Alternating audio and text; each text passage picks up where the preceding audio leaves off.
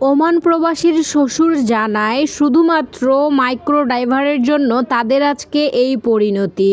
Micro driver যখন ভোরবেলা তাদেরকে নিয়ে বাসায় আসার উদ্দেশ্যে রওনা দেয়, ঠিক তখন মাইক্রো ড্রাইভারের ভীষণ ঘুম পায়। ঠিক ভোরবেলা ওমান প্রবাসীর শ্বশুর বলে, তোমার তো অনেক ঘুম পেয়েছে, তুমি একটু রেস্ট নেও ঘন্টা খানিকের মতো, ততক্ষণে আমরা চা নাস্তা খাই, আমরাও একটু ঘোরাফেরা করি। কিন্তু মাইক্রো ড্রাইভার তার কথা না শুনে সে বলছে, আমি ঠিক আছি, আমি ড্রাইভিং করতে পারবো। সে জোর করে সেই অবস্থায় ড্রাইভিং করে, আর ঘুমাতে ঘুমাতে ড্রাইভিং করে, ভালো মতো ড্রাইভিং করছিল না। এভাবেই জানায় ওমান প্রবাসীর শ্বশুর। তার বেখেয়ালের জন্য আজকে তাদের এই করুণ দশা।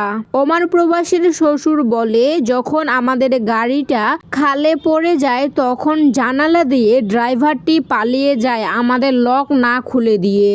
আজকে যদি সে লক খুলে দিত, সে যদি পালিয়ে না যেত, তাহলে সবাইকে মরতে হতো না, একটা বাচ্চাও মরতো না। আজকে সেই মাইক্রো ড্রাইভারের জন্য আমাদের করুণ দশা। এভাবেই বলল ওমান প্রবাসীর শ্বশুর।